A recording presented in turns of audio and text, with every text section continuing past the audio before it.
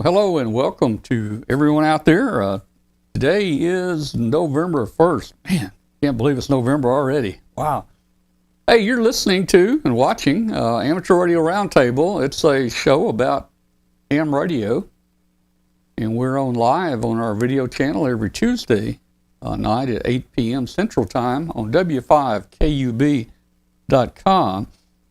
And we've got viewers out there, our listeners out there on International Shortwave Station, WBCQ out there up in Monticello, Maine. And you're listening on 7490. We welcome you. This show is about ham radio, amateur radio, and a lot of us got our license because we got interested in shortwave listening. So we welcome you to the show and hope you enjoy it. And stick around with us, and we'll see you again next week. All right, so let's see what's going on here. First of all, let me a couple announcements. Yeah, if you will, out there, all of you watching right now, if you will, please hit that subscribe button. And to help you out, I'm going to put an arrow there. There we go. I'm pointing at it right now. There should be a subscribe. Somebody tell me if there's a subscribe button down here. I don't know if it's down there or not. I think it is. I don't see it here, but please hit that. It is. Yeah, please hit that subscribe button, and we really appreciate it. That helps us advertise our program on YouTube to people that are just surfing through YouTube looking for things like ham radio or electronics or shortwave. That's how about 20% of people that join our show every week find us. The little thumbnail pops up over on the YouTube there. So please do that. Hey, join our Facebook group. Over 13,000 hams and shortwave listeners, electronics enthusiasts are all in our Facebook group of 13,000, and it's just called W5KUB for short. Or if you want to type the long name in here, you can type in Amateur Radio Roundtable. But I think if you just type W5KUB, it'll take you to the group, and you can join us there. We'll be glad to have you become a member of our group. Let's see. In addition to shortwave, we're on a lot of different places besides just our social media sites. You can find us on Twitter, but you can find us on Facebook. You can also find us on just about any podcast carrier out there, from iTunes to Google Play. Everybody out there carries us, and every week more and more stations start to carry our show. So if you want to just listen to the audio version anytime, day or night, you can go to any podcast carrier and just type in Amateur Radio Roundtable, and you will find us there. We're getting so many. I don't have room on the page to update any of the new people. So this gives you kind of an example of the people that are starting to carry our show there. So let's see. Hey, Glenn, let's talk to Glenn a minute. Glenn, how you doing, man? Come on in here. Oh, hey, we're doing real good. Finally getting the workbench cleared off. Getting ready to do the final push on the new book, and still hoping to have that turned in by the first of the year to ARRL, and so it'll be out in time for Dayton, I'm hoping. And also managed to get my new 3D printer in. It's a Snapmaker 2.0, and this thing is really cool. It's kind of all modular, and it's got a CNC machine, a laser etcher and cutter on it, and a 3D printer, all on one platform. Man, that's pretty nice. Now, the problem I have with 3D printers is I don't know what I'd print on it. Plus, they're slow. Can you yourself write the program to print anything you want, or is that kind of difficult? No, it takes standard drawing type files. So any CAD program you can use to create the files, and then it will print what you create. Also, there are sites such as Thingiverse.com, which have thousands and thousands of stuff that other people have created that you can just print. Yeah, so is it a pretty standard format, the same file extension? It'll print on any of those printers, different printers? Yeah, they all use the same format. That's kind of neat, man. Well, hey, next time I need a crescent wrench or something, printed out, I'll give you a call. Yeah, we can print you up a crescent wrench. Yeah, no problem at all. But the cool thing is it'll do all kinds of materials now. Originally, they just had the plastics, but now they've actually got carbon fiber and some other material that you can actually 3D print with. So it's really powerful and flexible these days. Well, that's cool. Well, I'll have to see that someday. I'll come down and take a look at it. Now, man, you're getting a lot of new stuff here lately. You got your new Yazoo radio. You got your FT9700. You got your printer. What else you got? That's pretty much the big stuff. Have you had time to play with any of it? No, I got the FT101 out of the box, and it's getting ready to go up on the shelf here. The ICOM 9700 is actually still in the box. The 3D printer is still in the box. I'm going to have one heck of a Christmas unboxing all of this stuff. But right now, because I'm working so hard on the book, I really don't have time to play with the toys, and that's planned for let's just stick a pin on it and say March 31st is when the playtime really begins. All right, March the 31st. Oh, man. You're going to get busier than ever, then I can tell you right now. Yeah. Hey, I've been retired 9 years, and I don't have time. I don't have time to do the things I want to do, man. Exactly. And it's the same way with me. I mean, I finished this book with ARRL, and I've got another book for another publisher to turn right around, and that one is due in September. And then 2 more for ARRL. So it's going to be, I need to quit work so I can have time to catch up on the stuff I need to get done. Yeah. Well, I got energetic, I guess, today, and I went over and I was going to take my new 9700, which I have not even hooked the mic on or the power cord to yet. It has not been turned on, but I was going to turn the computer on and get the satellite program working in it and everything, and it wouldn't turn on. So I checked all the power and it's got power. It just won't turn on. So, hey, that computer's getting old anyway, so I ordered another computer to replace it. I like to have that one on the workbench back here because when I'm designing something or building something, I want to look up, the data sheet on a transistor or something, I can pull it up right there on the workbench. So this week I'll have me another computer in that will replace that one.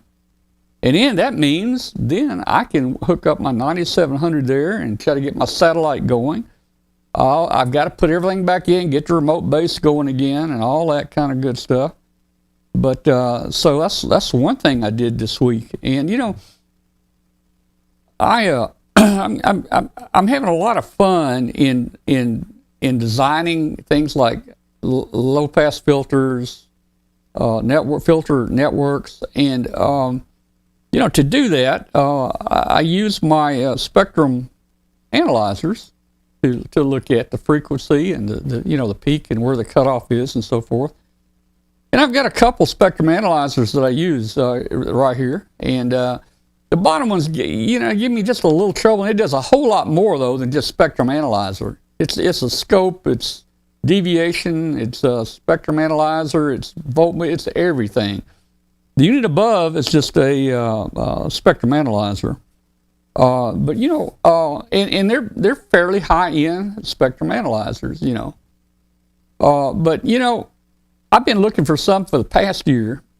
I just had an itch to buy a new radio or something, and of course you just had money burning a hole in your pocket. I won the 9700, so I didn't have to buy the radio. So now I'm thinking, okay, what am I going to spend my money on? And, I could say I spend most of my money on booze and women, and then I waste the other. I waste what's left, right? I don't think Kathy would like to hear about that. Yeah, right. And I waste what's left, right? But anyway, so I'm thinking, okay, so how about a new spectrum analyzer? There you go. That's a ticket. So I've got 2. I'll probably end up selling these. So, hey, if anybody gets interested in spectrum analyzers, I'm going to have 2 for sale, I think.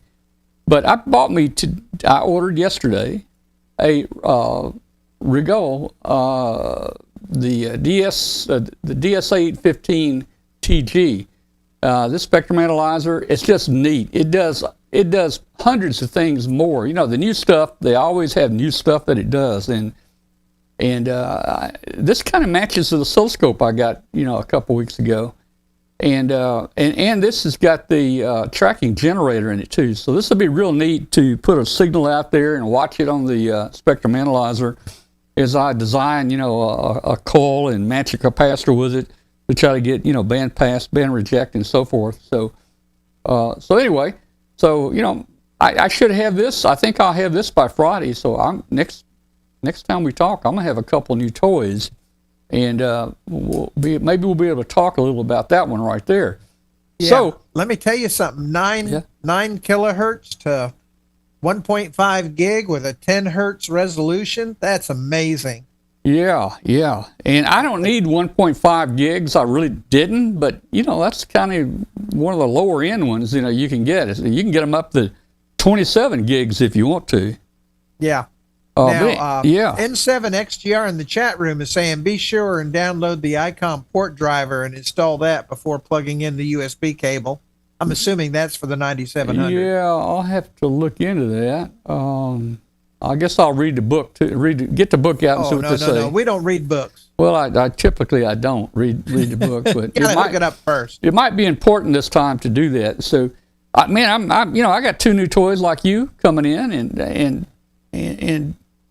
Well, see, actually, I've got a third toy, but it's not going to be going up until after the first of the year. I bought me a brand new computer with dual monitors and everything, and it's one of these little itty bitty square CPUs, and it's got every bit the same amount of horsepower as the computer I'm using now, but it's in a little box, and got a really good deal on it, and it's got Windows 11 and 16 gig of RAM on it and everything. So that's going to replace this computer here after the first of the year once I get the book out the door. I tell you, Glenn, I think we're just going to have to set aside a couple of days in the week just to, devote to play ham with radio. Our toys. Yeah, devote ham radio. Yeah. And I tell you, I think let's see. Yeah, Chris is in the chat room. Boy, I tell you what. I'm just looking at all the equipment back here behind me and stuff. I know. When I'm gone, hey Chris, when I'm gone, man, you're gonna have to get like a 18 to 20 foot U-Haul truck, man, to get this stuff out of here. There's a lot of stuff in here. I don't know what you're gonna do with it, but have fun with it. That's all I can say, man. But we're gonna have to start playing with our toys. That's all there is to it. Yeah. Well, I'm gonna start playing with it for sure. And have some fun with it there. I was thinking Todd might join us tonight. Todd is KN4TPG. Todd is going to Antarctica. Antarctica. I guess that's how you say it. Here this week or this coming week. I think the 6th. I think the 6th he's leaving. Today's the 1st, so in about 5 more days he's leaving, and he'll be taking the trackers. And guys, for you guys that maybe just tuned in and you hadn't been following us, we're going to launch 2 of our balloons from Antarctica, and there we are right there. I think he's going down to the Neumeyer station. It's right there on the tip. I got a red dot there showing where it is. So we're going to launch that. I don't know how the launch is going to go. I was reading on Wikipedia today. Sometimes they have winds up to 100 miles an hour, man. That's not going to be a great launch, Well, and I'm wondering, what ant crews are we going to be sending down there with these? We have not decided on the crew yet. It's going to have to be somebody like Larry, Curly, and Mo, or somebody. I mean, right now, Huey, Dewey, and Louie are up. They're up in the Arctic. Actually, they're lost in the Arctic. We haven't heard from them in 12 days. That's not unusual for a balloon to get lost up there and not report for a month, because there's almost no sun up here. So they're flying around in the Arctic right now. They will pop out here maybe in a couple weeks. I look for them every day. But let's see. Let me pull up. The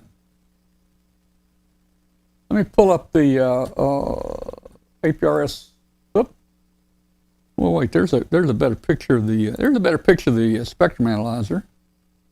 That thing's sweet. I can't wait to play with that. And hey, the nice thing about it, if you look at all these peaks here, you know how on a spectrum analyzer you put a marker at the peak there, and you can read the power level and different things.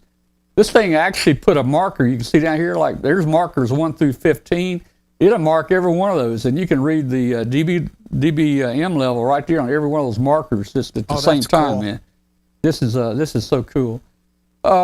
Let's see. Here we go. Hey guys, if you look down there between Hawaii and California is W5KUB 113. Now it's just about to finish its second lap around the world, and it's still flying pretty good. It's flying at about 47,000 feet. And then up at the top, that's the last reported position of our balloon there, 112. Right before it went through the Bering Straits and it went up into the Arctic. But it will come down somewhere, sometime. I have confidence in that. And I'll tell you, it's, a year ago and prior, it was tough to get a balloon around the world. And I always told people, I said, if you want to send a balloon around the world, it's going to take 10 tries. It's going to take you 10 tries to make it around the world. Because, they would go half the distance or almost all the way, or they'd last one day or fail on launch and everything. And that's with some pretty high dollar balloons. And since we found this new balloon that's relatively really inexpensive, I can just about guarantee you launch one of those, it will go around the world on this first trip. It will go. It's just things are getting that good. So I'm seeing, from 3 years ago, the early days of difficulty and it's hit and miss to today, it's almost guaranteed, man. And, you look at that at other technologies, how technology just improved so fast. And the Pico balloons have really also improved here. Well, that and the cost has come way down on that, too. Yeah, that balloon now is about $12. Yeah. I mean, now it's just the cost and I can just guarantee you it will fly 47 to 52,000. And if you want to pay $178 for an SBS, it will fly about 44,000. It'll fly about 8,000 lower, at about 9 times the cost, and it might not make it past the first day. But I'm telling you, this balloon will do it. It will do it. Yeah, I'm impressed with this one. This is really cool. I mean, my gosh, how long has 112 been up in the air? 112 has been up now. Let's just look and see. Right here. We'll pull up the web page and we'll just take a look. So 112 has been up 143 days. That's impressive. 11 hours and 20 minutes. And 113 has been up 26 days. And, hey, it's a lot of fun. So, hey, if you guys want to track these and follow them, just go to w5kub.com and just click on balloon in the menu, and it'll take you to our tracking page here that has the maps and tracking and so forth, and so you can tell where the balloons are. And we've got some videos here of the launches and so forth. And let's see, what am I doing here? You can see there. You can see the path there. Look at the path of this guy right here on the left. That is that's 112. Gotta be 112. That's 112 right before he went north and hit up in the north up there. And if you see the darkness up there, the sky doesn't. We don't get much sun up there at all, and that's what's happening right now. He is up here somewhere. Up here, he's up here somewhere. I can't even guess where he is. He's been up here 12 days now, but he'll come back. I think they're probably spending the fall up there with Santa. Yeah, maybe so. Maybe so. Let's see. All right. Well, let's see what else we got on our thing here. Hey, let me just let everybody know we're not going to have a show next week. Glenn needs to rest. He said, I need to rest next week, man. He says, Yeah, I need to rest and watch the elections. There's some good rest for you. So next week is election night. We did receive a call from Washington. Believe it or not, we pull so many people away from this that Washington called and asked us if we would cancel our show next Tuesday night. I'm not sure it was really them asking, as they just called and said, you will not be on the air next week. Yeah, well, I didn't, and I didn't specify it was Washington, D.C. It was more of a very strong suggestion. I think the call is actually from Washington, Arkansas, maybe, but I don't know, man. I don't know. All right, let's see. It's about, 12:22. Let's do this real quick. Hey, while we're on the subject there of our Antarctica, let me show you what we've sent down. I FedExed it this weekend. Or this week. So here we've got two different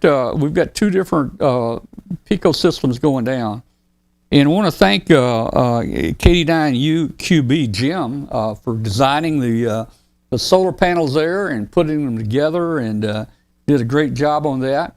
And thanks to my friend Michael there, AA6DY, who I've been working with this year to. We're making a lot of changes to this tracker and improving it and trying new things. And I want to just say thank you to both of those guys there. So they sent this one down. I thought I might not be able to get two of them built up. We had a very short deadline to get it to Todd. So you can see here's the solar panels. They're vertical. This will be for low angle. This should pick up the sun from horizon. From the horizon, from sunrise to maybe sunset. And there's the antenna. There's the top half and the bottom half of the antenna that's wound up there in a little styrofoam that you're looking at right there.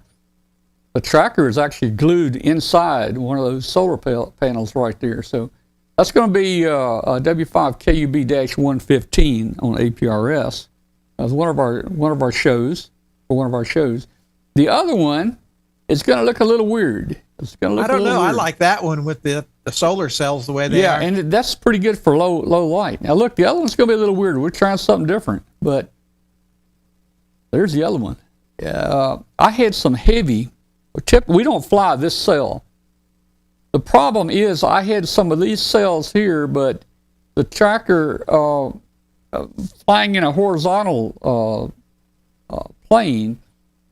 I tried to parallel two of the flexible panels, and the power draw was so close to what the cells put out, it was a little risky.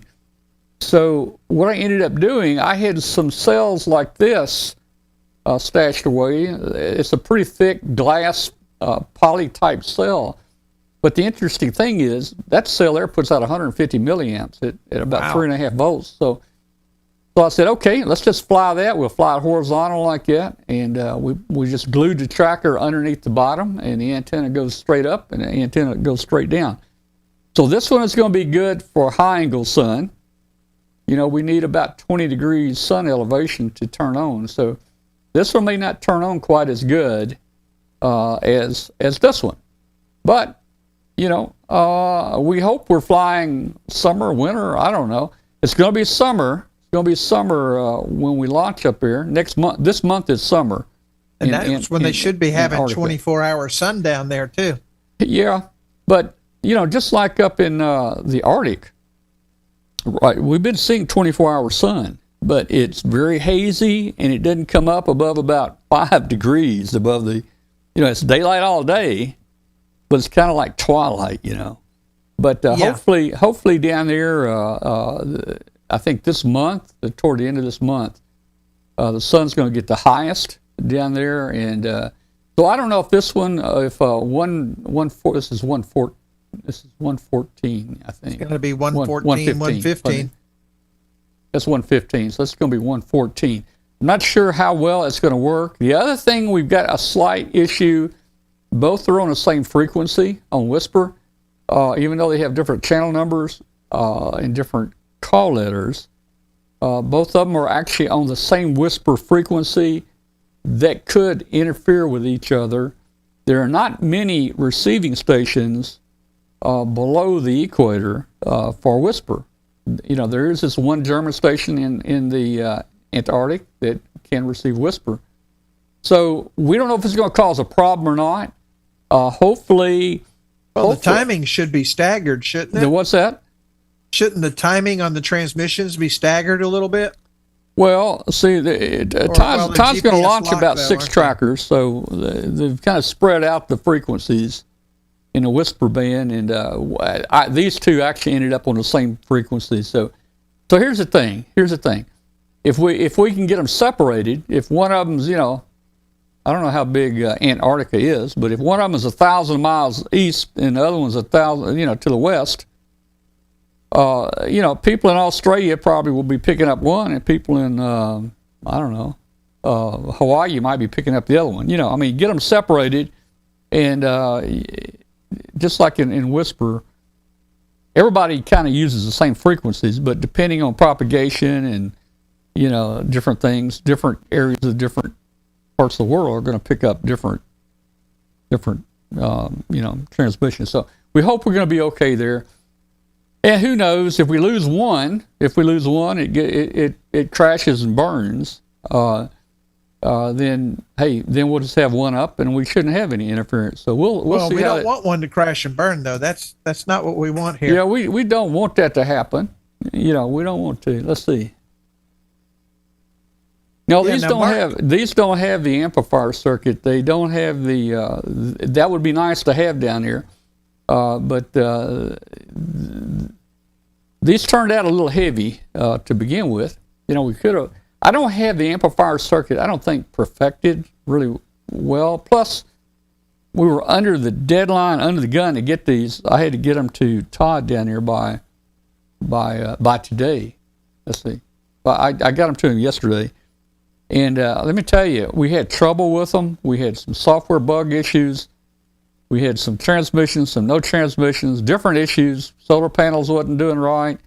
And man, I worked myself probably about 8 hours a day all week last week trying to test and make sure these things would function when we put them in his hand. So again, we went with those particular solar cells there because the cells that we normally run are very, very thin. They're about the thin like paper, and they're made out of glass. And if you just touch them, they'll break. And I can just see him going down to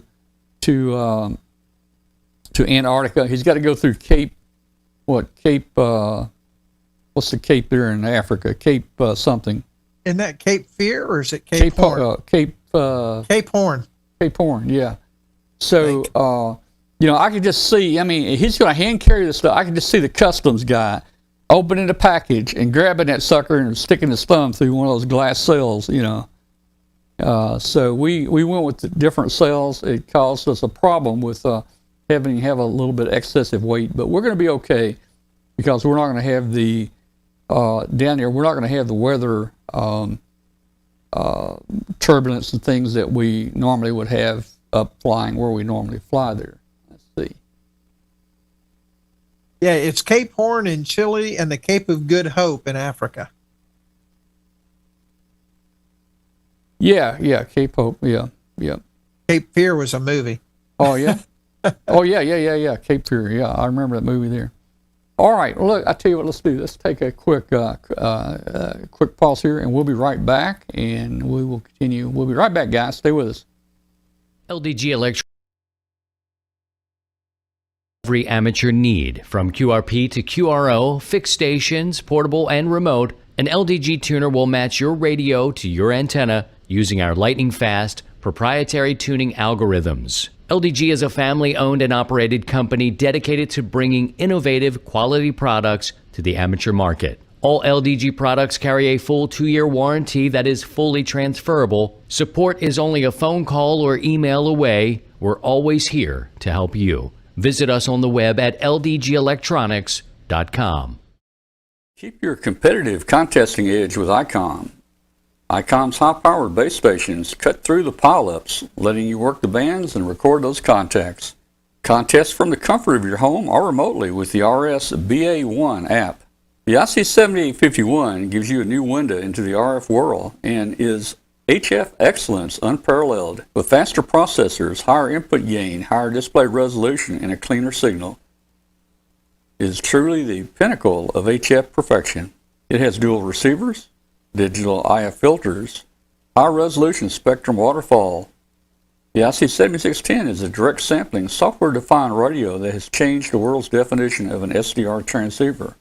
Features include RF direct sampling, 110 dB RMDR, independent dual receivers. Create your own band opening with the IC9700. This transceiver brings direct sampling to the UHF VHF weak signal world. This all-mode transceiver is loaded with innovative features that are sure to keep you very busy. It has fast processors, higher input gain, higher display resolution, and a cleaner signal. Included are real-time high-speed spectrum scope and waterfall display, smooth satellite operation with 99 satellite channels, dual watch operation, and full duplex operation in satellite mode. The IC7300 is the high-performance innovative HF transceiver with a compact design, and it will far exceed your expectations.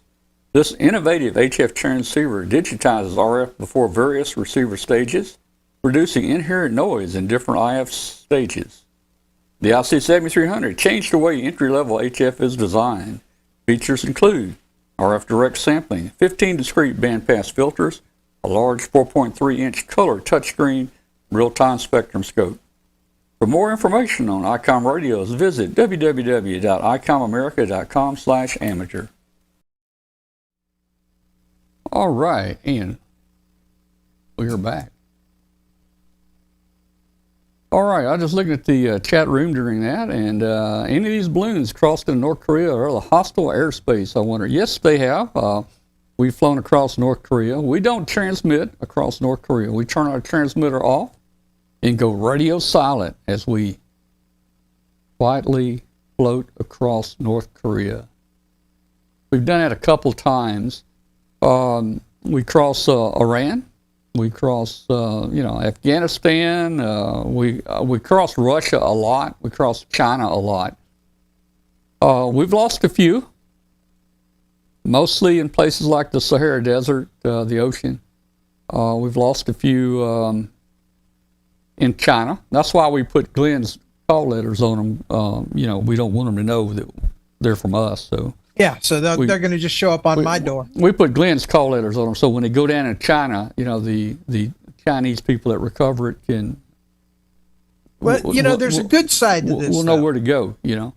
Well, there is a good side. I order so many parts from China that they probably see that and they're like, "Oh, that's true. He's good. He's good. We'll just let this one slide." That's true, and I get a lot of stuff too. I mean, I hate that I'm spending all that money in China, but hey, when they took away Radio Shack, we have to get our parts from somewhere. Yeah, I mean, hey, now a lot of it may be counterfeit. When you get the little chip, it may not be anything inside it, but hey, at pennies on a dollar, man, you take that chance, right? Yeah, and I've really not had any problem with those Chinese parts. I don't think I've really ever gotten a bad one. Yeah, I haven't either. I don't think I have. I remember back in the 60s, Radio Shack. Let's talk Radio Shack a minute. I didn't think their parts were very quality. I mean, you want a transistor, you might go buy a transistor. I don't even think I had a number stamped on it. I think they were floor sweepings.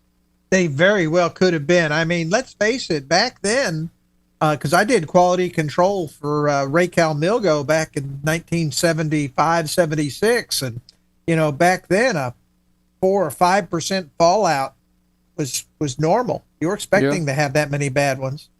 Yeah. Well, I've had pretty good luck with everything that. Yeah. I mean, I've been real happy. It seems like every part I get has been fine. My biggest issue has been, I order a lot of my stuff off of eBay, so I look at the picture and it's like, yeah, that's what I want. And then when I get it, it might be slightly different, or I find out that I clicked the wrong button, and that's it. More often than not, is I clicked the wrong button and got the wrong form factor. Yeah. Well, back to do we ever recover any of these? We've recovered a few. not many. I recovered a bad launch here. Went down in Mississippi one day back years ago. Well, you got that one off of that school in Corinth, but the wasn't one I'm talking about down in Mississippi right now, actually, we had Bill Brown's email address on it, and the guy actually contacted a hunter found it, and contacted Bill Brown, and so I found out where it was. I drove down somewhere south of Olive Branch, Senatobia, somewhere down that way. Anyway, I went down here and I got it. Now, we did have the one that crashed in Georgia. It went right across the line in Georgia, and it crashed there on top of a school. Now, the nice thing about it is it landed on top of a school building, and it was still transmitting. And the whisper transmission that we use is only 6-digit grid square. Now, guys, 6-digit grid square only gives you an accuracy of about 2 miles by 3 miles. But 2 miles, that's a pretty big place to try to search yourself.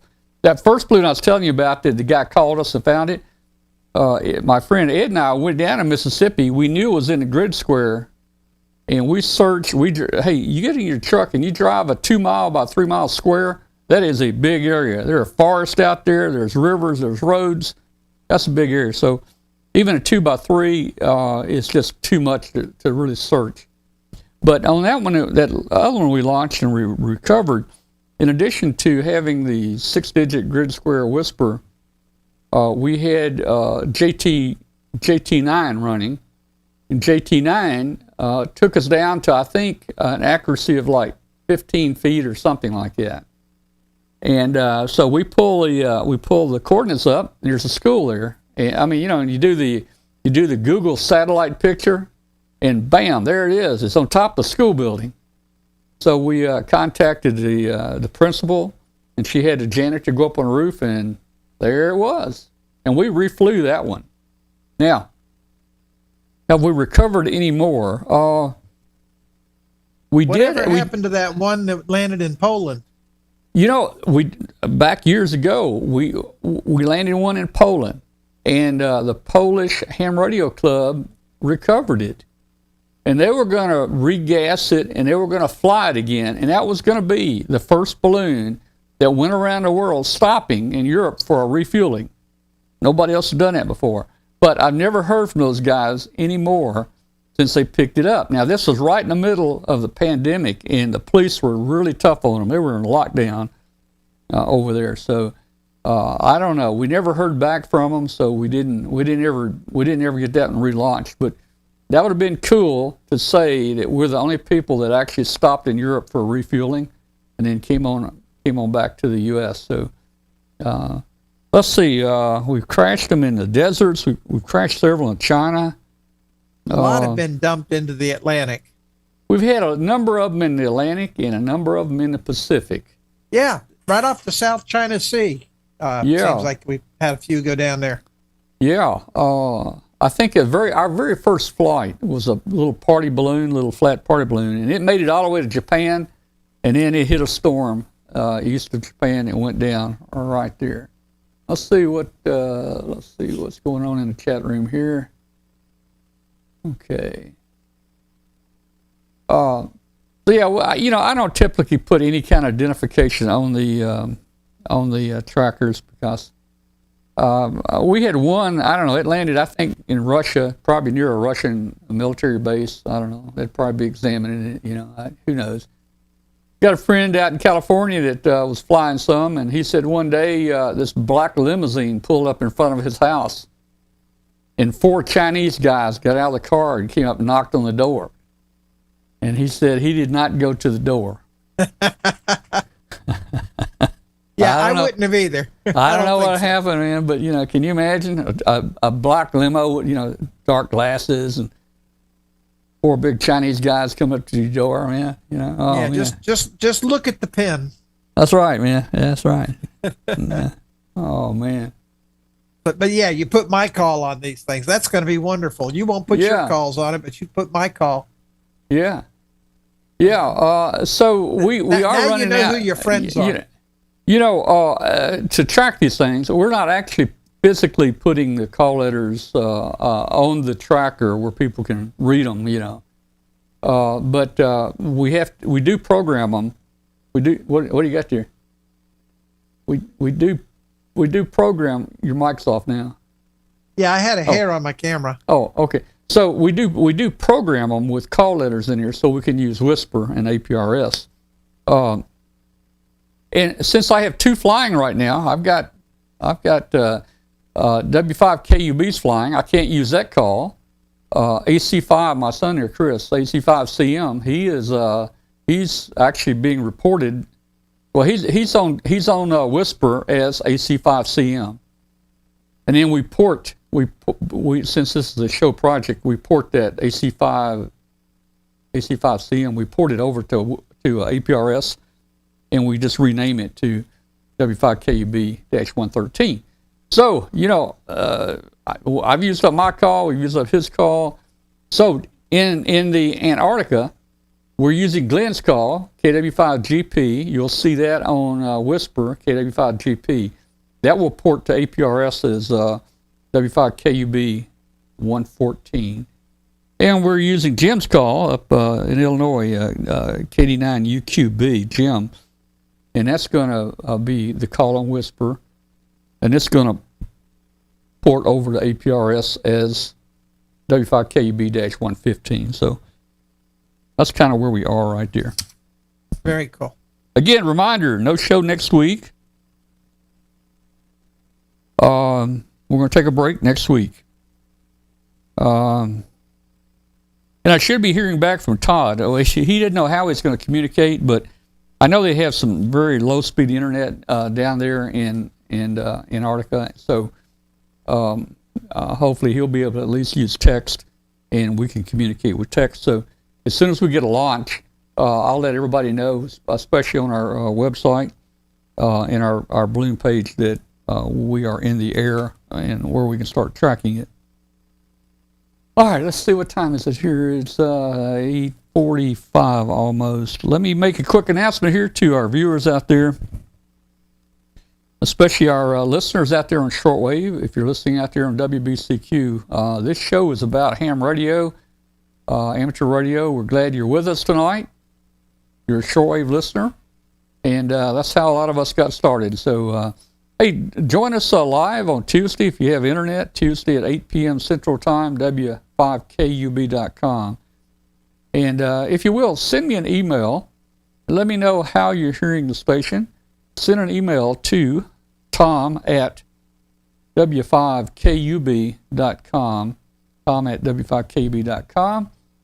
Again, reminding everybody out there right now, if you will, please subscribe right here. Hit that subscribe button. Let me get that picture off.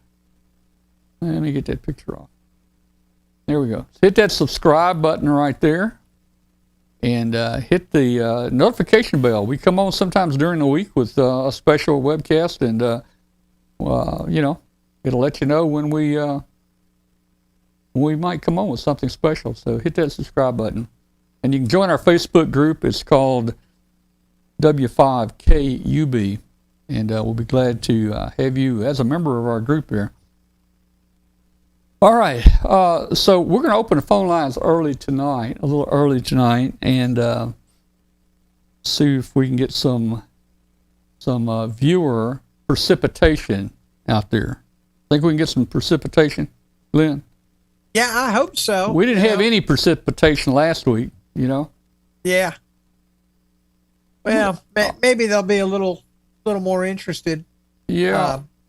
I do have something going on in the lab that I can talk about, and probably let's have a little talk about that too here. while we're waiting on these people to join us. Let me post this link out there again to everybody that might want to join us here. So just click on that link here, and you'll be on the show with us. We'll be glad to have you. So Glenn, what do you got going there, man? Well, I've run across this fun new technology, and we've all seen it, and just haven't had a chance to play with it yet, but it's these e-ink displays. and they're really, really cool. And I'm going to put together a little presentation on how to interface and use them, but they now have them available that we can put on the Arduino and other things like that. They're not very expensive. And the cool thing about the e-ink display, it's like what you'll see on your, the Kindle and the Fire and stuff like that, your tablets. They retain the image even when they're turned off. So That's it's a interesting. really, really cool technology, and I'm going to put together some slides, hopefully for the next week or two for that. Okay. Well, can't do it next week because we won't be here, but We won't. maybe the week after we'll have a little discussion on the e-ink displays and how to use them because they're really, really cool. And I'm moving a lot of my projects over to use those e-ink displays because think about it. If they retain the display when power is off, their power usage when you're actually using it is extremely low. Well, how do they do that, man? They're polarizing the ink. Is that right? Yeah, they actually polarize these little bubbles that are inside. Yeah. I thought maybe they're doing it with mirrors or something. No, just No little mirrors. bubbles.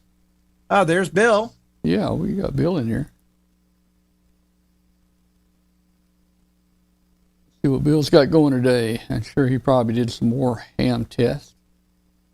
But I saw a seminar on those a few weeks ago from the Dr. Arduino folks and had to get me some, and they are just really, really cool to play with.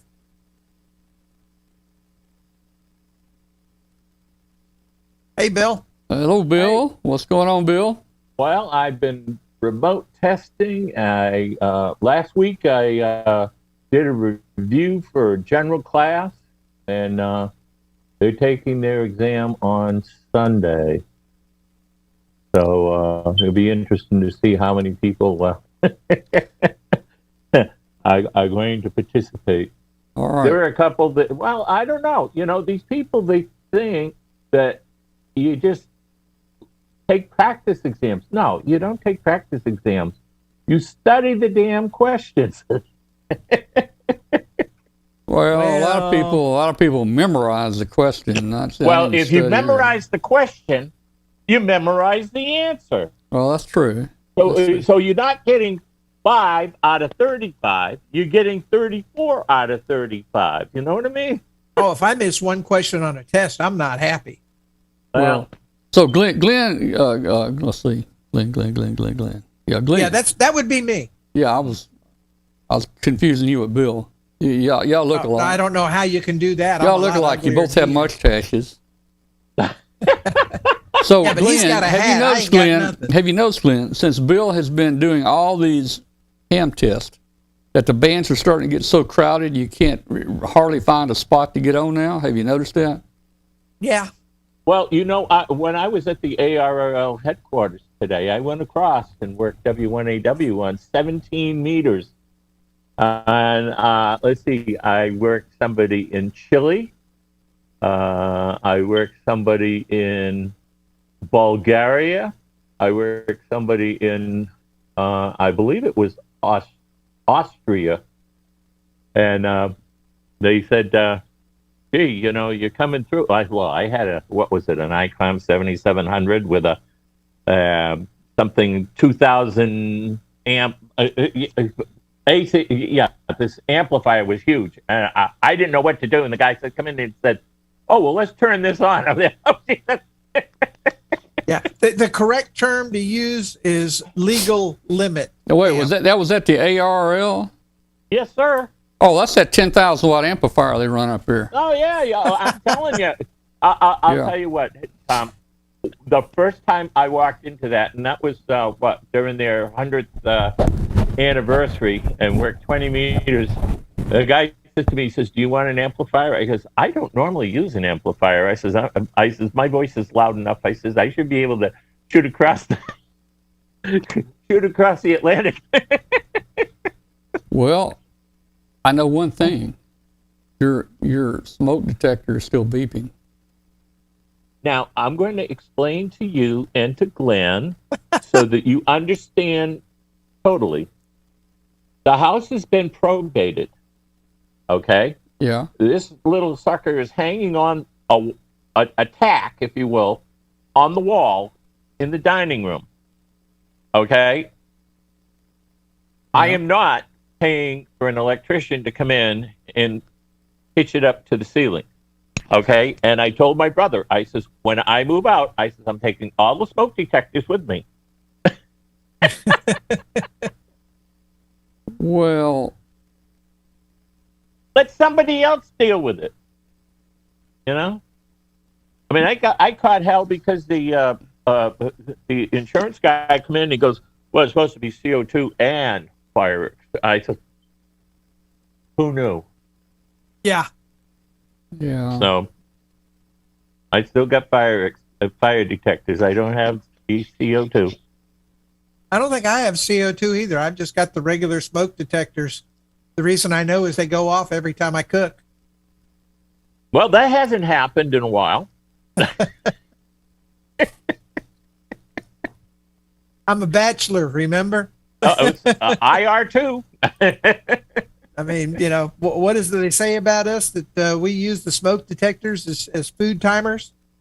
Yeah. Either that or we use a microwave or a crock pot, and then we don't have to deal with the. Oh, hello, Miss. That's Rodan. Rodan. That's Rodan. Yeah, she was upstairs sleeping. Oh, well, she must have heard my voice. Yep, she was sleeping. I got home from work a little late, but yep, she made it. Her sister was in here a little while ago. You just didn't get to see her. Oh, the little varmint. The ground pounder, yeah. Well, hey, yeah. hey, Glenn, have you ever watched on YouTube? You ever seen Electro Boom? No, I have not. You probably have. He was a guy that always used to blow stuff up and get shocked. You probably Oh, seen is that? some videos. Oh, yeah, yeah. He's You've shown a Electro couple Boom. of his videos. He's very powerful. I'm trying to get him on the show here. Oh gosh, that'd be fun. Get Electro Boom on here, but you know, I'm not having much luck, man. You know, he's got a great YouTube channel. I watch it all the time out here, new stuff all the time, and he actually does get shocked when he does these things. And Oh, you're kidding. So far, he hadn't been killed yet, but he built a Jacob's ladder the other day using, and he's got this microwave transformer. You know, that sucker's good for about 2,000 volts at high amps, man. Mm-hmm. Anyway, he was trying to get his Jacob's ladder working, so he had these two vertical wires like this, where he could run that arc up at, bzzz, like this, and they'd get wider and wider apart, and those old transformers. he had that 2,000 volt microwave transformer on there, and he got that thing started going zzz, going up like this, and then the thing fell over. It fell over on him, and he grabs both sides with both hands. Lucky to be alive. Yeah, he grabbed both sides with both hands, man. But oh man. Oh man, geez. yeah, we had one of those in my electronics lab back in high school. Those things were cool, but man, did they make a snap and a pop when that thing reached the top. Yeah. Oh well. All right, look, we need some more precipitation. We need somebody else to call in. Where's all our we got friends? Charlie in the chat room. We need to get. I don't know what's Charlie going on with Charlie out there. Charlie used to call in. You might have said something the other day that made him mad, and he may not want to come on the show. I have no idea. What? Did I said he was south of the border? Maybe. That may be an insult. I don't know. Which border? The equator. Oh, is that a border? Well, yeah. I'll tell you, that's the difference between summer and winter. That's a border? Well, it is. The weather border. It's the border on Ecuador. It's the weather border. Weather border, yeah. Because when we have our summer, it's 22 degrees north on the sun. In September, it goes 22 degrees south. Now, wait a minute. I never really did good in geometry, so this degree stuff... No, it's not geometry. It's geography. No, it's geometry when you start talking degrees. Yeah, I agree. I agree with Glenn on that. Yeah. You're wrong, I Bill. darn near flunked geometry, so I can't handle this 22-degree stuff. That's right. Now, Now, is is that it- 22 degrees Celsius or Fahrenheit? Bill, but that 22 degrees seems awful cold. 22 Yeah. degrees to No, be listen, it's summertime, All man. right. So if you look at it, okay, that's Yeah. why it's always warm down south. But- Yeah, because they're 22 degrees Celsius and we're 22 degrees Fahrenheit. 20. No, Hey, now I'm talking in Mississippi. 22 degrees. 22 degrees is not warm. It is if it's Celsius. Let's see who we got here. Terrell Martin, WB7. I can't, my monitor is so far away. WB7, WVG, I think. Let me get him in here. Man, Uh-oh. I need to give me a bigger WB7, monitor, Glenn. I need to get me yeah. bigger. I need to get a bigger monitor. WB7 WVG, Terry. Yeah.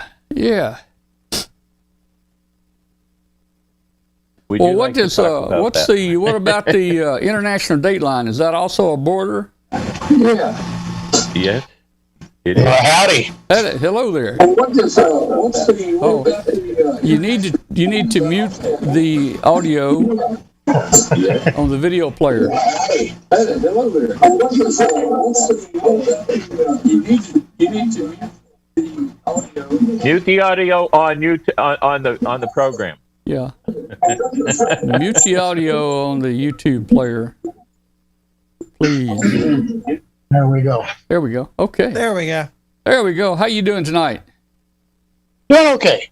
Well, that's Yeah. good. Well, where are you? And- You're up. Where are you?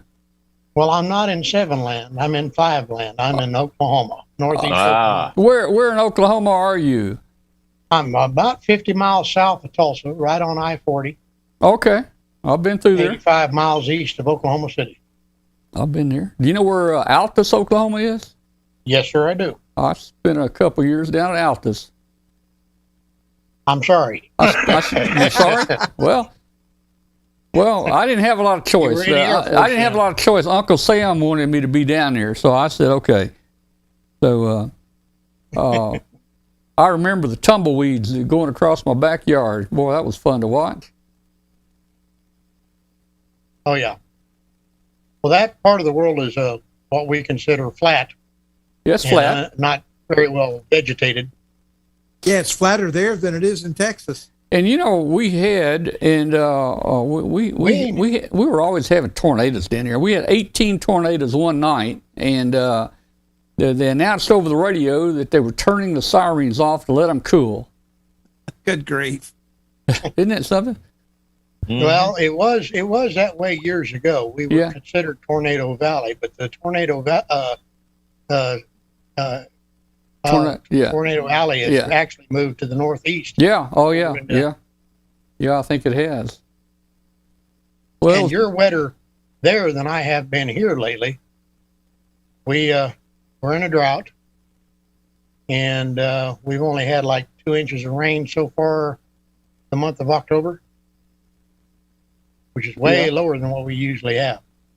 Pretty much the same for us here. You know, we finally just started getting rain like last week. Well, you're down in Houston area, aren't you? No, I'm in South Haven, Mississippi. I'm about, 15 miles southwest of Tom. man, Oh, I'll tell you, okay. I'm looking in the chat room here. Bruce, N7XGR, said he used to live in Lawton, Oklahoma. That's just east of Altus. I didn't know that. Bruce, what years were you in Lawton? I was down there 69 and 70, 71, somewhere along that area. And Lawton, isn't that where Fort Sill. Fort Sill is? Mm-hmm.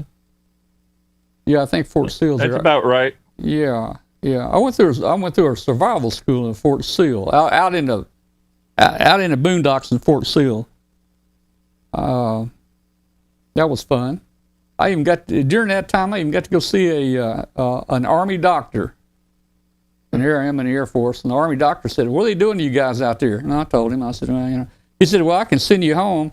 And I said, No. I've only got 3 days left. I need to stick it out, man, or I'll have to come back. Yeah, N7XGR said he was there from 78 to 84. Oh, okay, I was already gone by then. I was already in. I got out of service December of 72, I think. Oh man, Oh, Bill, December Bill, 72? Bill, you remember Hoss? Yes, sir. I didn't realize it, and I wish I had found this. I was looking through this past year. I was looking through some old log books here. Uh-huh. And back in the 69 and 70, when I was down in Altus, Oklahoma, I talked to Hoss on the radio regularly. I think he was up in Oklahoma City, if I'm not mistaken, and he ran a lot of phone patches and stuff for us, and I didn't even know it. And then I met the guy, there with, 20 years ago, there with the IOOK, and Right. I never put it together that, I met him on the air years earlier. I wish I had been able to talk to him about that. He was over in Iran, I think, because he said my call sign was EP2OK, and I said, really? I said, I'll have to look that up. Yeah. But, things have changed since then. So Oh yeah. All right.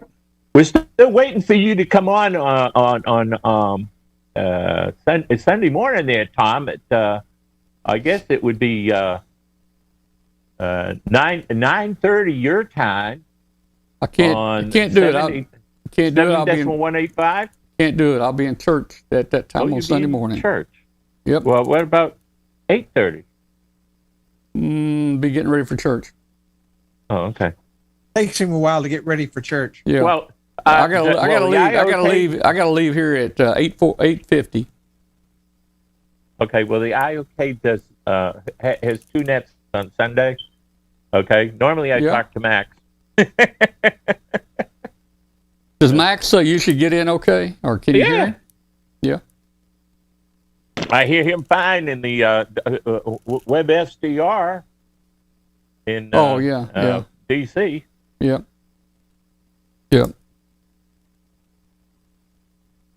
But I'm just running a. I tell you, Glenn, I can't wait, Glenn, to get my PC here and get my 9700 going on satellite. Get your stuff hooked up down here, Glenn, and I'll work you on satellite. Yeah, we will, because ground wave won't work from here to there. So the only way we can talk is through a satellite. Yeah. Oh, we could probably find an HF frequency that would work, but 80 meters. Yeah. Now, Andy, you do have to understand, this is the smaller of the two. Andy was talking about that being a lot of cat. That's the smaller of the two. Hey, you got a picture of Godzilla there where you hold it, it's something like 33 inches long or something like that. She's 34 inches from tip of nose to tip of tail. 40 meters. I'm sorry, 3 feet 4 inches.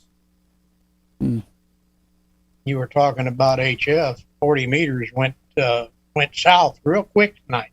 it did. Wow. Oh yeah, I usually check into the rare ones of New Orleans on 7275, and I had gone to the dinner with the 92-year-old Ham that lives here locally. He's W5TM, and had gotten back and turned the rig on. They were still in progress, and I check in with them occasionally. When I first checked in, Big John down there in New Orleans was booming in at 10 over 9. Within 5 minutes, he was down around S8, and he could no longer hear his relay up in Kentucky, Dawn N6DHU, and basically ended up closing the net. The band just went that way. It was gone. Yeah. Now, who'd you say it was? You talked to Big John? Big John down there in Big John. New Orleans, Louisiana. Big John. I think he worked in a coal mine, didn't he? I'm not sure where he worked, but he lives down in New Orleans now. I think he made a song about that. Yeah, they Big made a John. song about him. Big Bad John. Big Bad John. Oh, yeah. Yeah. That's not the same man, I'm sure. Yeah, probably somebody else there. All right, let's see. Man, I had something. Okay, hey, you know, no show next week. Next week the show. What would that? That'd be the 7th. That'd be the 8th, I think. The 8th. No show there. It'll be the 8th. Hey guys, the 11th is Veterans Day. November 11th, Veterans Day. So we always do something on a show for Veterans Day. We have veterans send their pictures in or something. It's kind of cool to see all our veteran pictures here. So we'll probably do that the 15th, probably November 15th. We'll have our Veterans Day show, and that'll be cool to do that. Let's see what else. Yeah, they're doing what is it? The Vietnam moving wall here in Somerville. I think it's the 8th to the 13th. It's because Veterans Day is Friday, so yeah. I volunteered to get down and show people where people's names are. Very cool. Well, that's cool. I haven't personally seen it. Or are they in it? What kind of order are they in? They're not in alphabetical order, are they? Or are they? No. They're by date of death. Oh, okay, Wow. by date. Okay. At the apex, the center of the wall. Yeah. It's 1959 on one side and 1975 on the left. Yeah. The first panel is let's see, 5 weeks. The second panel is 5. Wait a minute. No, first panel is 5 years, 5 months, 5 weeks. Okay, that's the way it goes. And I'm telling you, I had people coming. I've done 4 of them since last July.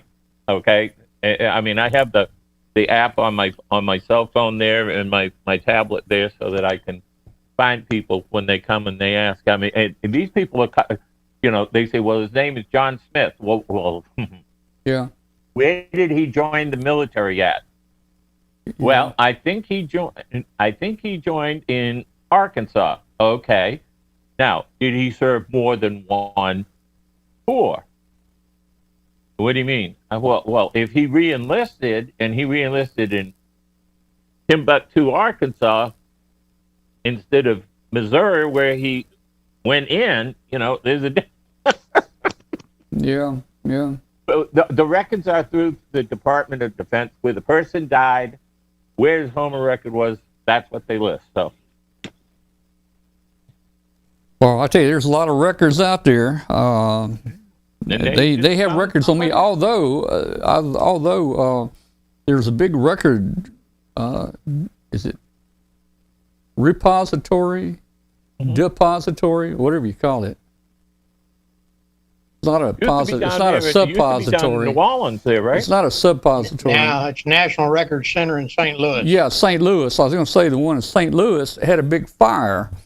Right. And that was in 73. Yeah, the time I served, I served 69 to 73, and they had a big fire that destroyed hundreds of thousands of records. I think they're in St. Louis now.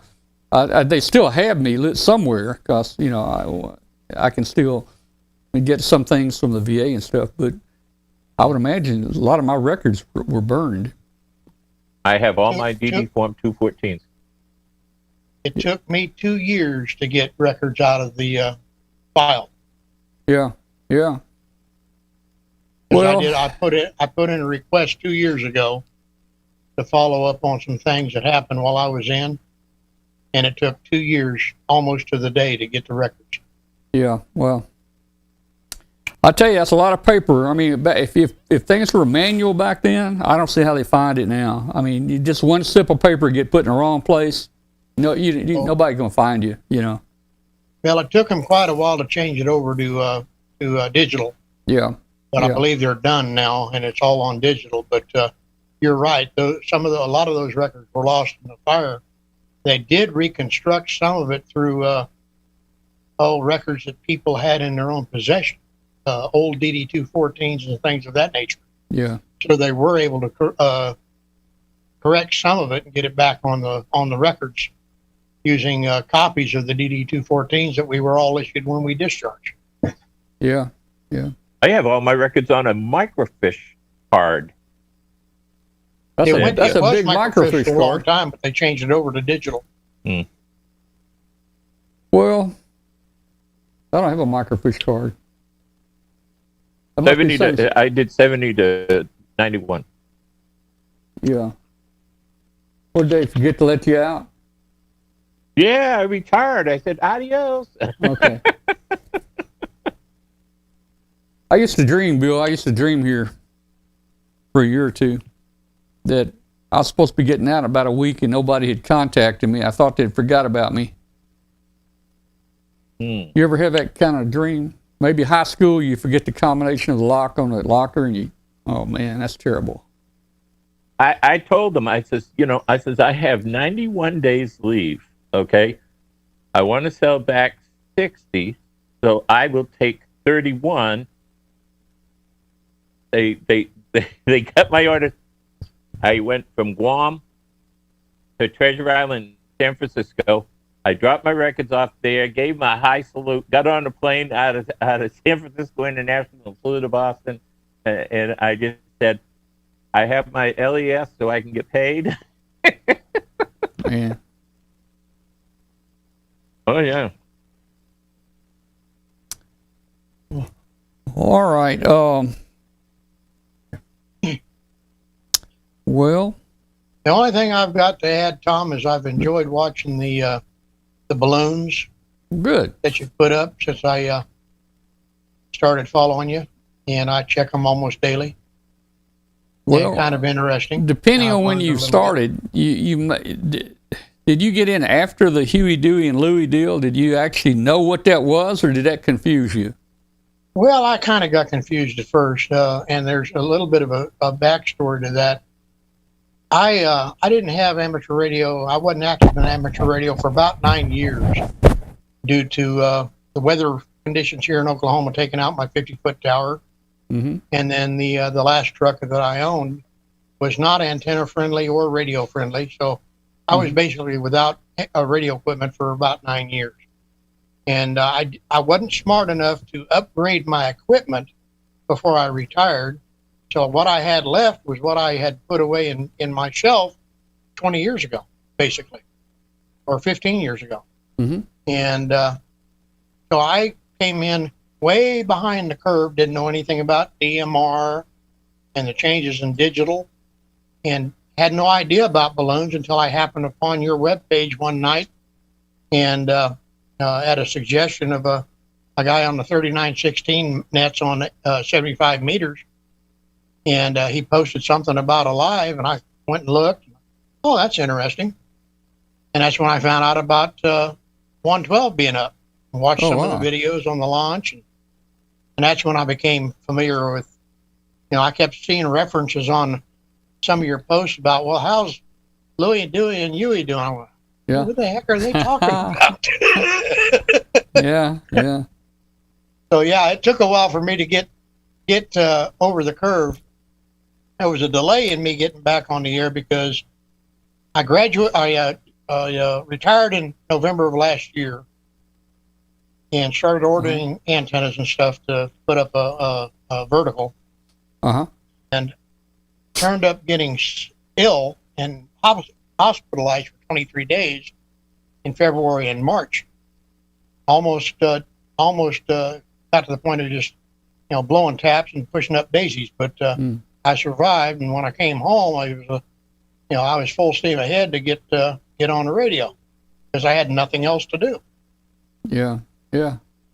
Well, as you can see, I'm wearing an oxygen cannula now, and that's part of the hospitalization. Uh-huh. I'm on oxygen 24/7, so trying to put up antennas one-handed is a little of a trying. Well, do you have any trees or anything where you can get some wire antennas up? I've got a tree Oklahoma.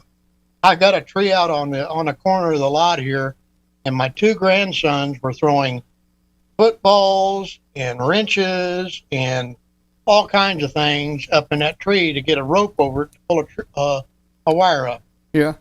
Never could get one up there. So I built a 32.5-foot tall wooden mast. Yeah. Hey, that'll do it. And I got my eldest grandson and one of his friends from work one weekend to elevate it. So I've got an end-fed half wave up there and a 40-meter inverted V, as well as the Gap Titan DX vertical. Well, hey, that'll work fine. I mean, we've got people here that are watching the show that they have an off-center fed dipole laying on top of a fence. That's as high as they can get it. And they make contacts. I've talked to them. They used to check into our net here, and I'm just thinking back when I was out in Oklahoma. Now that you reminded me, I had a vertical, 18 AVQ vertical. It was 8210 meters, and I had it ground mounted. I drove a stake in the ground there and mounted that antenna in the center of the backyard. And that's the antenna I used when I was in Oklahoma, because there were no trees. Now that I think about it, there were no trees there. That part of the state is very thin on trees. Yeah, yes. yeah. And I had this dripping faucet on the back of the house, and I made good use of that. I ran a hose from there to the bottom of the antenna, and it just, I had nice green grass around the antenna right there, and the rest of the yard was dead, pretty much. That's the way my yard is right now, because I put a 4x4 by 8-foot post out there, and I had to soak the ground to get it down at least 3 feet. Yeah. For the base of that mast. It's quite a contraption, to be honest with you. Well, the ground air is hard. Let me tell you the story I told you about the 18 tornadoes that one night. The next morning, my neighbor was out in the backyard with a pick, and he dug a storm cellar. The next morning, he dug something like it was about a 5x5 hole, probably 5 foot deep. Oh, yeah. And he put some plywood in there, and he poured concrete in, and he didn't realize it, but he didn't have it reinforced good, and his walls curved in. Yeah. So, but he had a hole to get in the ground, and he told me, he said, hey, if we ever have a tornado, somebody check on us, we'll be down in that hole right there. I'm thinking, okay. Gotta have a scaredy hole in Oklahoma, that's for sure. Yeah. But yeah, it doesn't take much antenna to have fun and make contacts there, so... If you happen to look at a topographical map of where I live here in Henrietta, and I am in town, I'm only 2 blocks off of Main Street. We live in a nice depression. On the north side of us, just 3 blocks north of me, the ground goes up another 150 feet. Yeah. The Indians that resided in this area saw this as a nice place to populate because it had all kinds of wind protection. I don't know of a tornado actually touching down in this town, but we've had the straight winds, and we've had some pretty severe ones. Yeah. But tornado activity goes around us or skips over us. So we've been very lucky in that aspect here in this portion of Oklahoma where I live. But the Indian Nation Turnpike comes up north and crosses through our town, which turns into US 75, heading on into Tulsa. And like I said, I'm right on I-40 here at the 237 milepost exit. And it's an interesting area. Got a lot of history here that a lot of people don't realize. This is the hometown of Troy Aikman, by the way. Oh, okay. All right. He put on a little deal here back in June to help benefit the school athletics program and several other things here in town.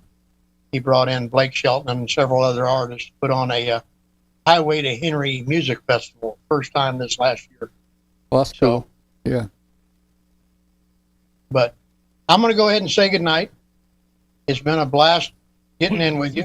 Yeah, we enjoy having you. Thank you for running the roundtable and doing what you do. It garners interest in the hobby, and hopefully we'll get people fired up to do what we do. Yeah, and let me just make this announcement here to all our viewers out there and people in the chat room. Hey guys, we're looking for and need segments to put on the show. If you've got a project you've built or something interesting and you want to talk about it, we'd love to get you on here, 15 minutes, whatever, and let's do it. I'm trying to find some new people that can also join our show here and bring in some neat segments. Maybe we'll get something going here soon. And man, I'm like Glenn. I'm so busy. I don't have a lot of time, man, to work on all this stuff. But hey, soon we're gonna have satellite going. We'll do a deal on that. And what else? Well, hey, I'll show you. Maybe next time I'll show you the spectrum analyzer, and we'll play with it a little bit. That's gonna be fun to do. Well, then you got to do your moon bounce. Yeah, you know, and it'll be winter time. The leaves will be off the trees, and that would be a good time for us to try a moon bounce. Now, Glenn, I might be able to work you on moon bounce. That's a good possibility.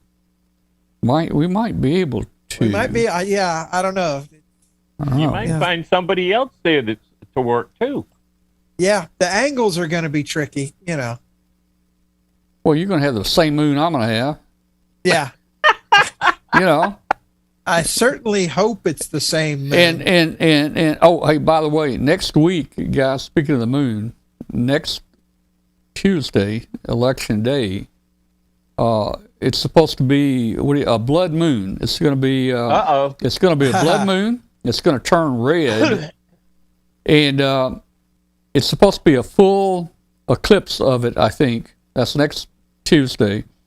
And they said the next one, if you want to see the next one, it's going to be 320-something years from now. So no, I don't have the patience for so that. if you want to see it Tuesday night, look at the moon, and it's going to be I understand it's going to be a full eclipse, but it's also going to be red. So how all that works, I don't know. All right, well, we're probably going to terminate the show here in just about 5 minutes, and I'm going to go get me something to eat. And please, if anybody out there has anything they'd like to do on the show, we'd love to have you. We're also, I'm still also looking for volunteers that might want to join our group here and maybe do some nets. You know, call a 40-meter net before the show, or a 20-meter net, or a 15-meter, or 10-meter. And we've got our own DMR channel, 31693, I think, DMR. That's dedicated to our show.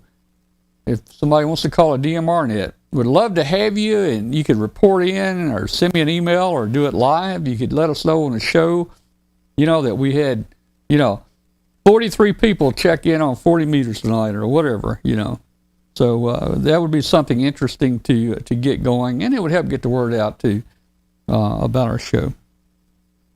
So, any last words there, Glenn, before we sign off here? Nope. I'm getting ready to, like I say, tomorrow morning I'm going to start typing my little heart out. So, are you starting a new book already? I'm finishing up this one. Yeah, he's. Well, now that I got number 3, I'll be waiting for number 4. Number 4 is due to be at ARRL by December 31st. All right. Yeah. Hey, at least you found it. They actually had a full page ad for it this month's QST. I had to drive 2 hours. 2 hours to the headquarters, and I walked in, and the first thing out of my mouth to the lady that was sitting behind the counter, I said, "I am looking for Glenn Popeil's book." And she said to me, she said, "Well, they got this, I guess you would call it a credenza with little holes in it." And she says, "Well," she says, "it's got to be over there somewhere." And I went over and I looked. It's here. I picked it up and I went over and I said to her, I said, "There." I says, "I want that." And I gave her my credit card, and she says, "Thank you." And then I went across and I worked W1AW. Very cool. Yeah. There's actually a full page ad for it this month's QST, so I guess they finally got some more in stock. Well, I don't know where they had them, but they weren't there. But 3. From what I've been told, is they have been selling out faster than they can keep them in stock. Yeah, I think that's absolutely. All right, hey guys, I forgot to announce. And they mentioned it in the chat room. I forgot to announce. We transitioned into the after the show. We are in after the show, and it's almost over. And I forgot to tell you that. Hey, I just got a bulletin in. Let me read it to you right here. It appears we got a hurricane down there, Hurricane Lisa. According to National Hurricane Center, hurricane force winds, heavy rain, flooding, and storm surge will be threats with Lisa. Hams are encouraged to keep 7128 plus or minus 5 kilohertz free for emergency communications. And let's see, this is, it looks like it's going to hit Belize. So it looks like Belize is going to be impacted there. They've activated the tropical storm. Let's see, they've activated for the tropical storm there. So that's Hurricane Lisa. You might hear some activity on the bands there.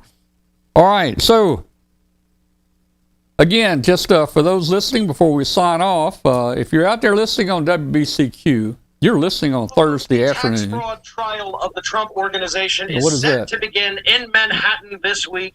Jury selection that must be actually Bill. happened last week, and things. Bill. Oh, I hit the wrong button. Yeah, yep. All right, guys, back to WBCQ. If you're out there listening on WBCQ, we're glad you're with us tonight. It's Thursday afternoon for you because our show is rebroadcast on Thursday afternoons. 5 to 9.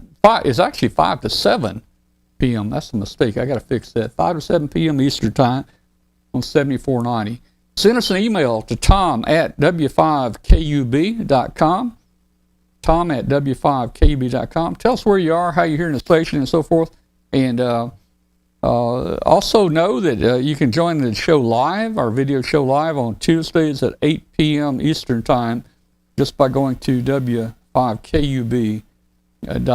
We'd love to have you there. And thank you for watching tonight, listening tonight. This is Amateur Radio Roundtable. It's a show about ham radio, shortwave, amateur radio. So good night to everybody, and we'll see you. We're not going to see you next week, but we'll be back on the 15th. 15th. Yeah, 15th. 73, everybody. Good night, and we'll see you in 2 weeks. 7-3. Night.